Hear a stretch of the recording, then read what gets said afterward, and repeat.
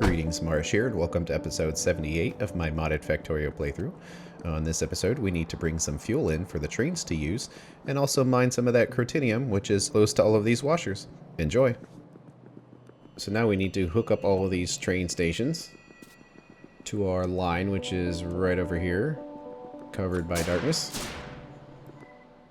And that Crotinnium being right there is too hard to ignore. I just have to use it.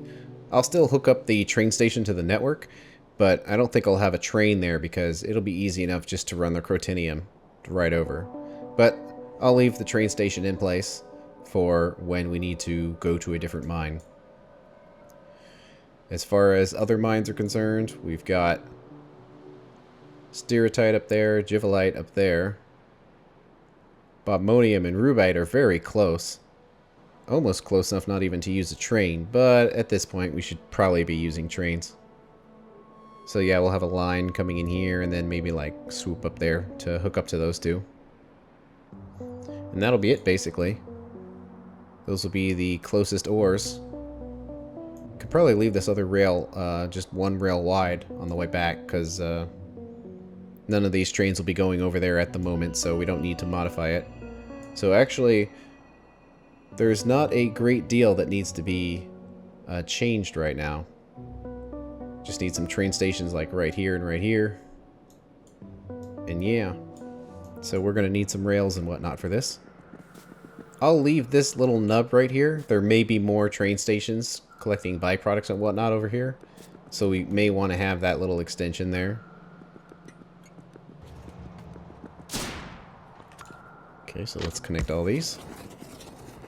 These rail signals right here should probably be normal ones as opposed to chain signals. Strangely enough, these are not the correct location up top. They need to be on the bottom. Like that. No, I'm out of flares. Well, luckily, there's some coal around here, and I should be able to build quite a few of them by hand. Alright, let's get a locomotive in here. Let's see, the position of these seem to be a little wrong. Let's see, it's got the lights in there, which it does not need.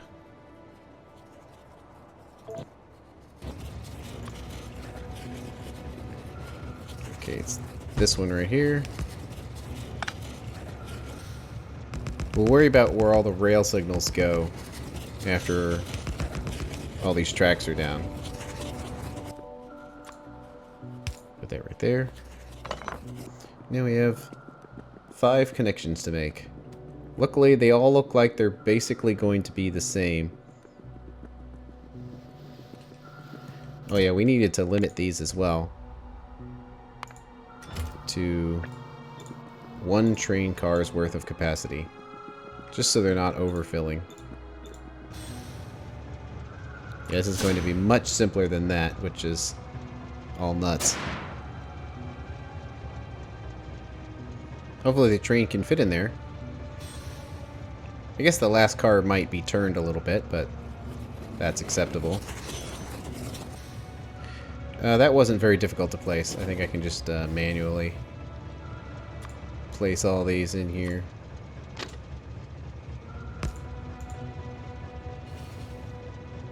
Okay. Oops. Okay, we need the signals. And just put 1 for every direction. And don't need that one because it's too short. And 1 for every direction. Don't need that one because it's too short. This one is lined up very close to where it would be normally.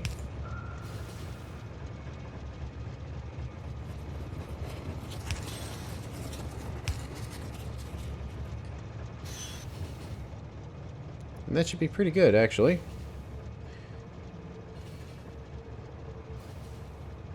Let's test the train.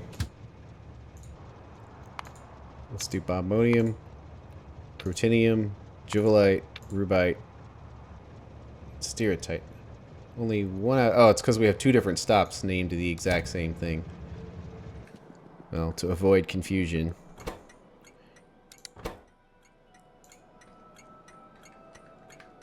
Let's put a 2 there.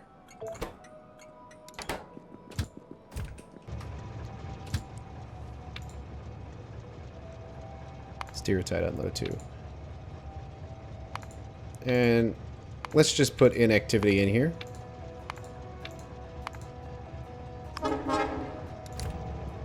We just want to see if it'll get to all of them.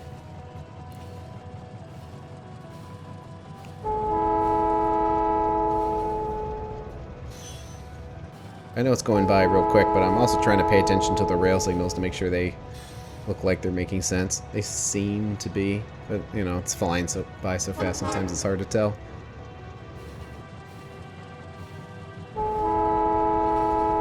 I noticed there's something else that this train setup needs, and that's fuel delivery. At one point in the train's route, it's going to need to get fueled up. That seems pretty good. So we can get rid of all those because they all worked. But it makes a lot more sense to fuel it right here since all the trains are right next to each other, as opposed to at random mines and whatever.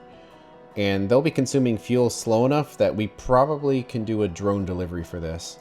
It's a long way for the drone to go, but a train would be overkill for just train fuel. It's just we don't use it that fast. So a drone would work for this. And also, it would have a double purpose of giving us a clean lit road to drive on to get down here, rather than dodging trees constantly.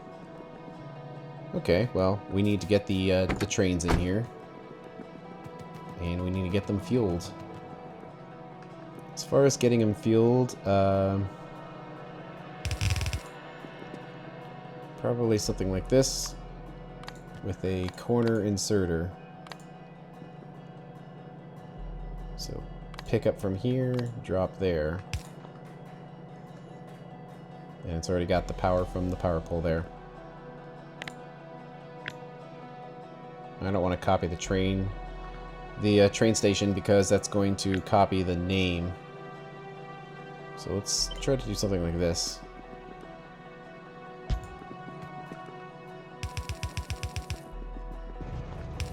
This train's filled with wood, but we can remove that.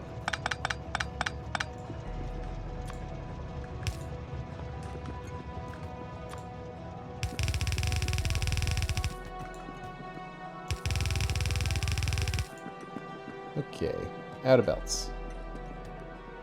So we need, besides yellow belts, we need to figure out what's the best path for these drones to take. Probably the most convenient path is just to keep following it along the outside edge, because we know, like, part of the reason why I'm building this in the corner and building these rails in the corner is because I know I'm going to minimize the chance that they get in the way of other machines, because all of the logistics are on the outside of the base, while the machines are on the inside.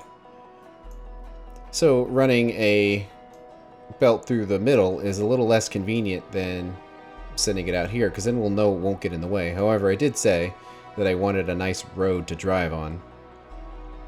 You can't really accomplish that. I'm not going to drive a car all the way up here just so I have a lit road. So it's going to have to be a fairly straight shot if it's going to be worthwhile. Well, the fuel is all going to be coming from right here. It looks like it caught up on the capacity. How is the fuel working? Yep, it's working as intended. No overloads. So it's going to come from here. Well, this is already cleared. And it won't be much longer until those belts are just flat out removed. But it would be easy enough just to clear out a little section underneath. So it would kind of be a bit of a zigzag. But this road can continue down here. Over here, down. And then over. And then it can deliver the fuel, and then it goes down the line. Now, there may be more train stations. That is okay. We might have to change the position of the road, but great thing about drones is it doesn't really matter. As long as the road connects, they'll find whatever route they need. Okay, so we have a general path, so on the way back, we might as well get that road built. So probably come in right there. Let's give it a nice corner to it. Let's see, let's start a diagonal right there. Uh-oh.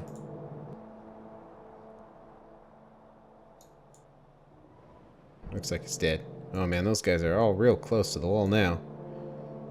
Oof.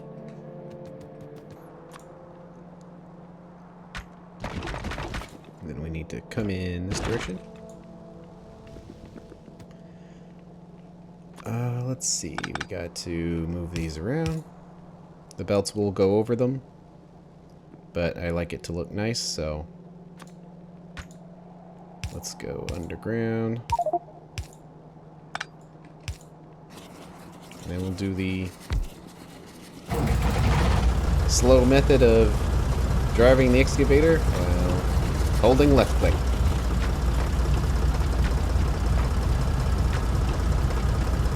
We'll just drive straight over any of this Crotinnium, because we're not going to be actively mining it right now.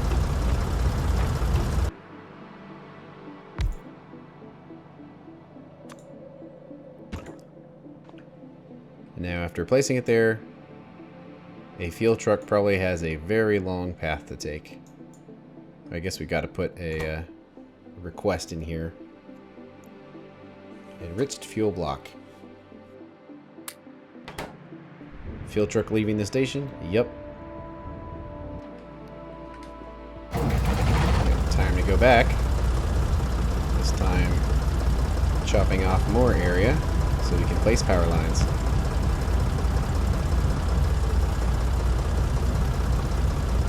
Oop, drove over some Crotinnium, so that's probably getting mined in the excavator. Hello, drone. Goodbye, drone. Will I get back to the start of all of this?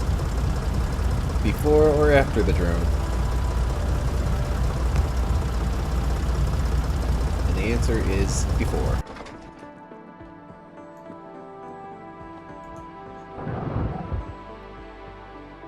It's holding. Okay, we need a small amount of belts. And time to finish the highway with some lights. And then it'll be drivable.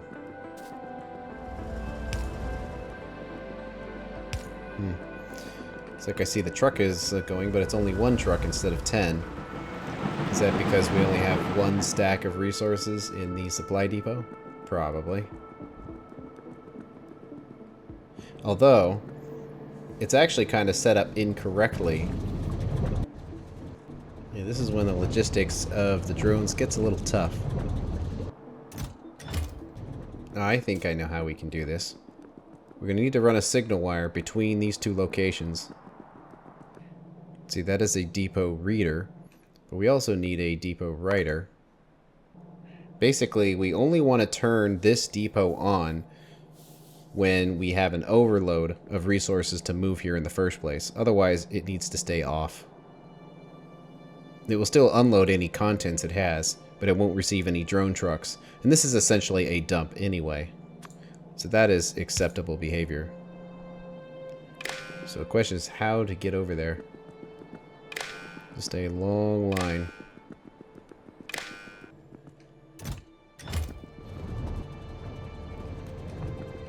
So I'm not sure how many this thing holds. Well, I guess that's how many it holds. Is that about 1,000? Well, if that's the case, then we don't need a limiter on here anymore. This one was normally holding 1,000. Here we go. That's going to be our new buffer. This is just an additional buffer to give it more space than this can hold. But, okay. So let's go down here. Let's see how all these are working. Reader. Okay, I think all those are working properly. For this one, the enabled condition is fuel block is greater than Let's see. Let's do 1,000. Or no, 500. Half of its capacity. It says it's running, but it... There we go. I was like, it shouldn't be, but those are just trucks that are on the way because it had... The circuit network was set up properly for those trucks when they left. That the trucks won't return just because the depot shut off. They will go do their course and then come back. And we know we set it up correctly because all those trucks are coming in. Oops, probably should have an underground for this as well. Just to make it look nice and clean. How are we doing on plastic bars? 19,000. Getting there.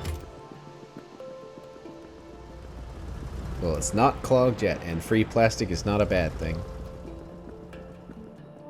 I'll just leave the excavator there for now.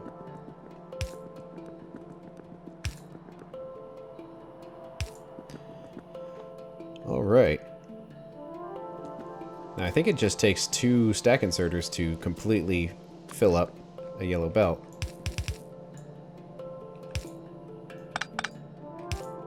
So we don't need to do an unloader here. Just a regular and a near. That ought to get everything hooked up. Let's put all the trains in here. So they can pick up their fuel.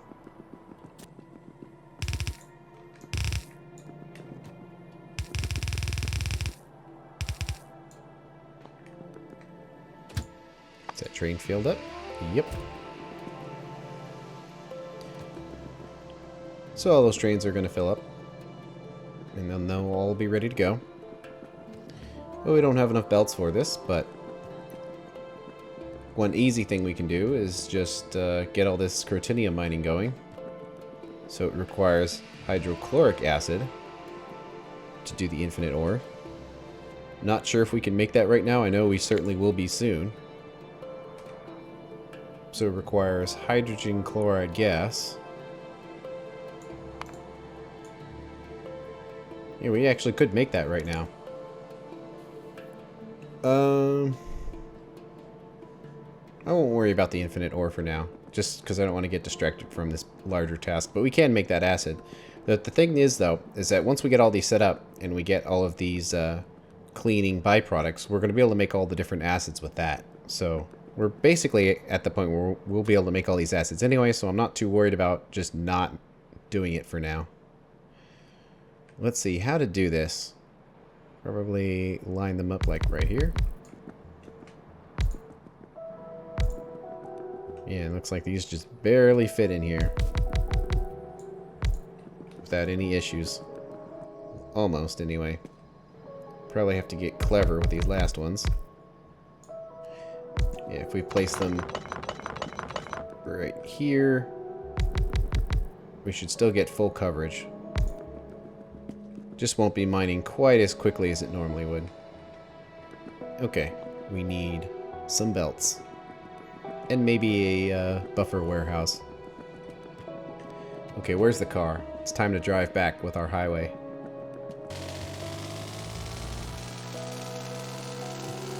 Ah, this is much easier. So much easier.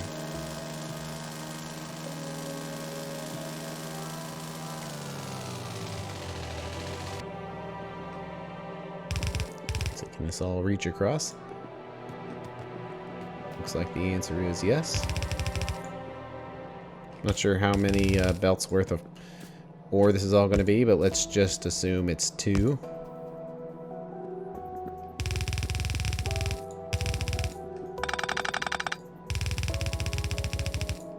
In fact, we can basically make sure that it's 2 by putting our warehouse right here.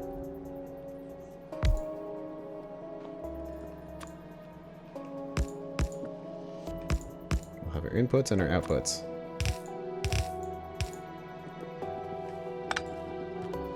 Okay, and then it comes in right here. And this train won't be connected to anything, so we can just unhook these. have this go in there. And let's disconnect them just to make sure the mining works properly first. And I'll set this to hold an entire train's worth of ore,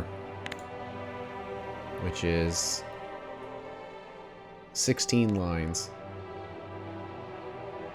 So right there, that should be a whole train car, or 4 train cars worth right in there. Okay, now we have to get real clever.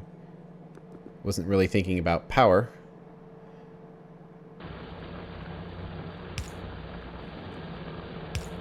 Those ones aren't too big a deal.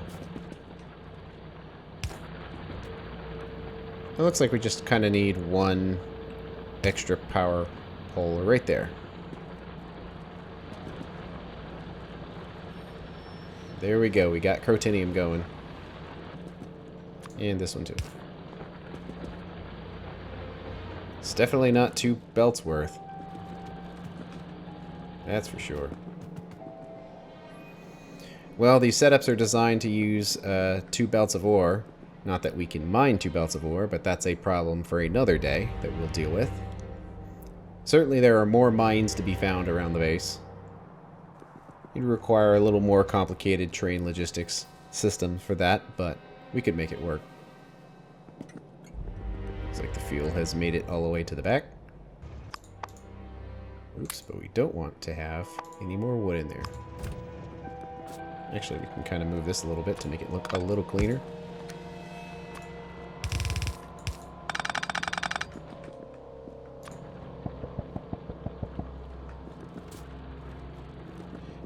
Okay, Crotinnium is very slowly building up.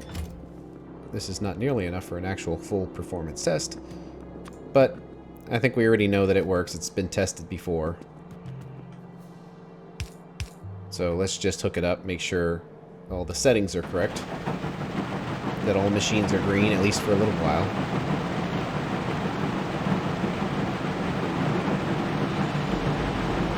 Especially right here with the crushed stone and the crushed Crotinnium look very similar in color.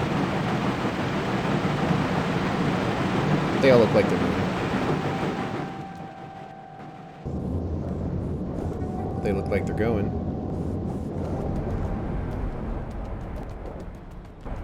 Oh, and that's the end of the small buffer we had.